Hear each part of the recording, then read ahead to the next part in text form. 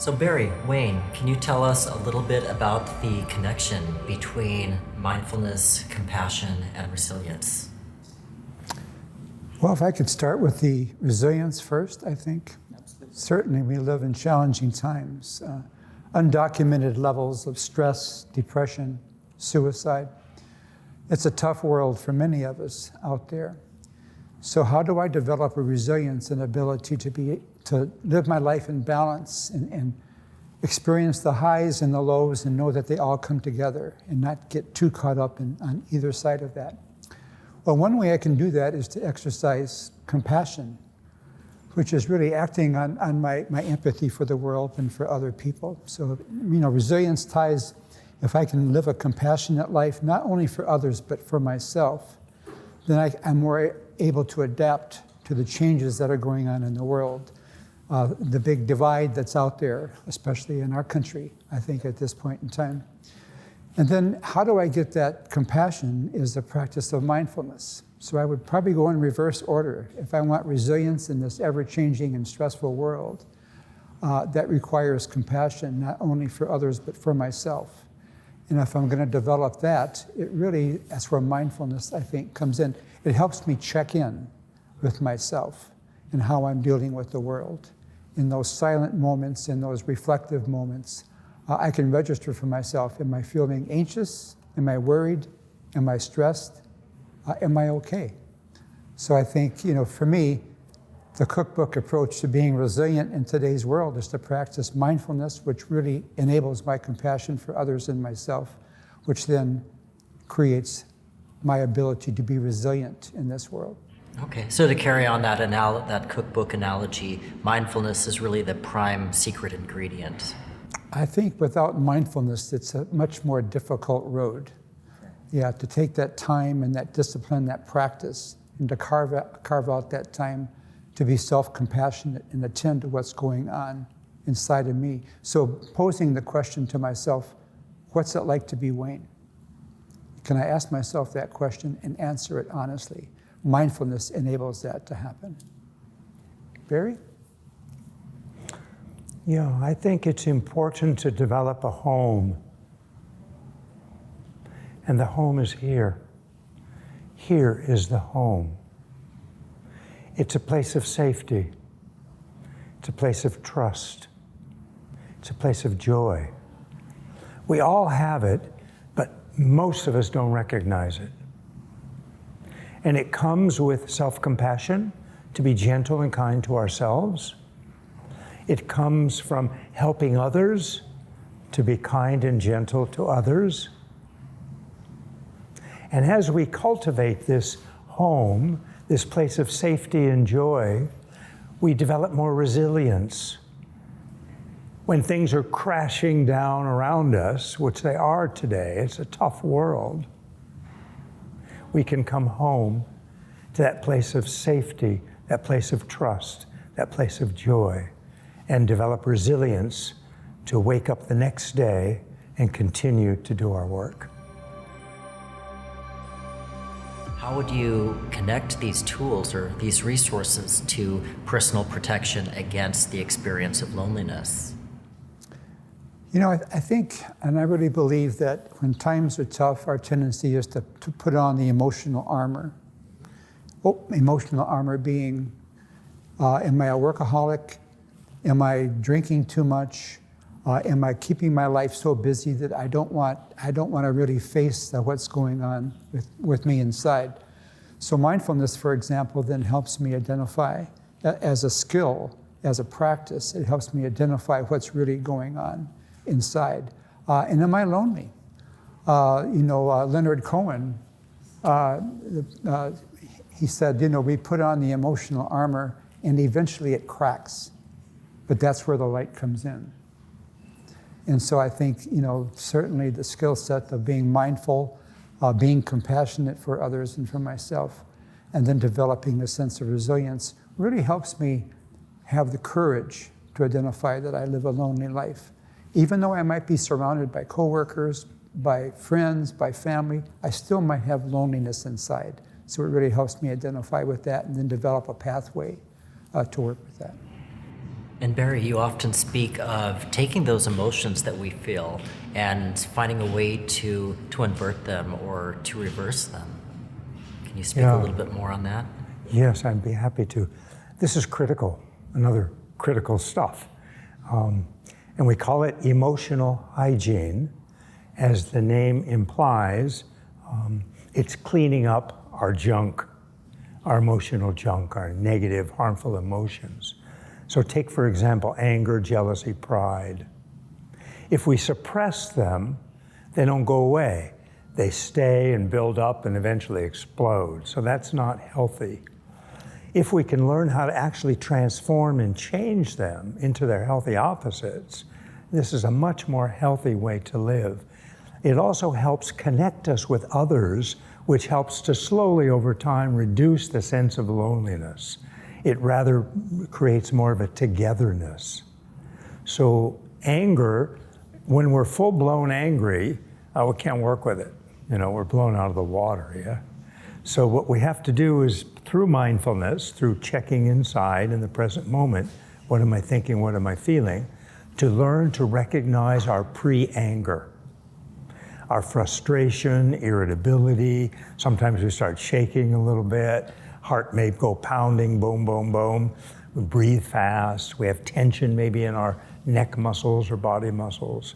So to recognize the pre-anger is real critical, because that's where we can work on transforming the anger to its positive opposite, which is tolerance or patience. We have methods to do that. So one method could be to imagine a cloud. And that cloud is your pre-anger stuff. And you imagine that it drifts across the sky, completely dissolves, along with your pre-anger. Now, it won't work the first time. That's guaranteed. We've had anger since we were kids. But if we're persistent, it'll work. It's worked for me. I rarely get angry anymore. Jealousy is a matter of recognition. When we're jealous, we don't feel well. We feel constricted.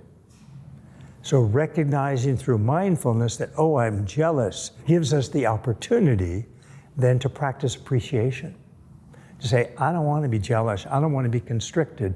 I would prefer to practice appreciation for the other person. And that's transformative. If you can do that, you feel so much better. And then third is arrogance. Sometimes, a lot of the time we feel that we're not good enough, right? But sometimes we do the opposite. We feel we're, better than others, right? And when we're feeling that arrogance, to recognize the pitfalls, we lose our genuine friends, because no one likes to be put down. We don't grow because we think we know everything, so we don't listen. When we're in conversation, we're starting to form our next statement. We're not listening to the other person. And so we kind of die on the vine. We don't grow. So remembering these pitfalls, if you notice that you're in arrogance, you can then transform it into humility, which is a much healthier way to live.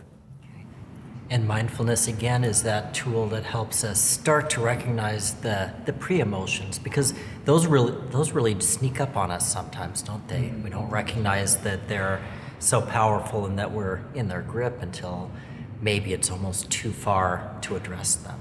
And I think if we see some of those toxic emotions as sort of poison to the soul in a way, that our mindfulness practice, it doesn't just help us while we're being mindful in our practice, but it helps us throughout the day. The transformative power of mindfulness is that we identify those triggers.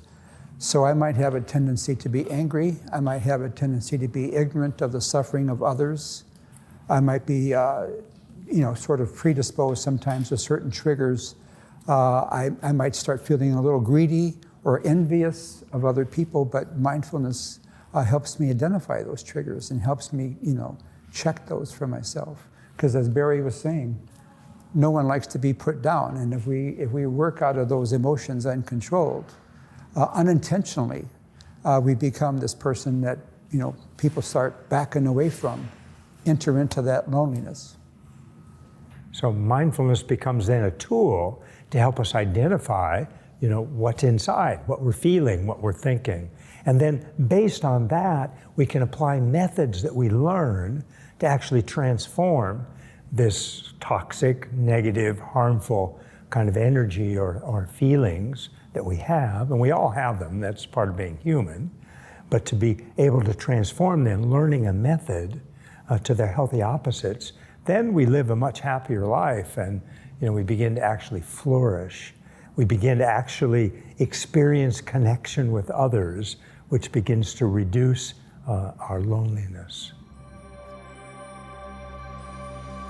How do you two define loneliness? How would you internalize it yourselves? I think in its simplest form, loneliness to me is that my connections, my connectedness to the world, other people, the world itself, the plants and animals, is not what I want it to be. If I can identify that for myself, then I will define that as being lonely. I think loneliness is very pervasive in the sense that it's very hard to come to terms with identifying myself as being a lonely person. And yet, as we've been talking, the climate of the world in general sort of is an incubator for loneliness, I think. It's of epidemic, if not pandemic, proportions in the world. So the number one step is identify for ourselves that, yes, there is some loneliness in my life, and that ties into being connected to other people. So what can I do to address that? And loneliness can so easily be interconnected with those other emotions that we're feeling too, with the anger, with the jealousy, with the resentment, that it might take some deep work to piece out that, okay, loneliness is part of the root here. So it's that perspective shifting that can help us overcome that sense of loneliness that we're feeling as we identify it. Very true. I'm a Buddhist monk. I've spent many years in solitary meditation, silent by myself. I don't feel lonely. I rarely feel lonely. I almost always feel connected. Now, I realize I'm a bit of an outlier on this because loneliness is pervasive. I think it's compassion. I think it's compassion. Because compassion is recognizing the similarity between you and me. That we're human, and as humans, we all want to be happy, and none of us want to hurt. So every time that I meet somebody, I try to remember that mantra. Just like me, you want to be happy, and you don't want to hurt. And if I remember that before I engage with somebody, even if somebody I don't know, that engagement, that conversation already has more closeness, less of a feeling of being cut off and lonely. Now, these things don't change overnight, but if we use this mantra again and again, just like me, you and I, we just want to be happy. We don't want to hurt. It connects us, and that helps reduce this feeling of separateness and loneliness. I think that's a very critical point in terms of just because someone might be alone does not necessarily mean they're lonely if they feel that connectedness to the world and to other people. And I think also... And the opposite is true. Mm-hmm. We can be with a lot of people and still feel lonely. Very lonely, yeah. So it's really a personal kind of attitude, a personal feeling of either being separate from others or being connected to others. And that part is independent of other people being around or not. And I think it's very critical to understand that if I feel lonely, that's a very natural response to the world. There's no stigma attached to being lonely or to loneliness. And it's something we all experience at some point in our lives, right? Points, except maybe Barry. Everybody. I do sometimes, but generally I don't feel that loneliness. Yeah.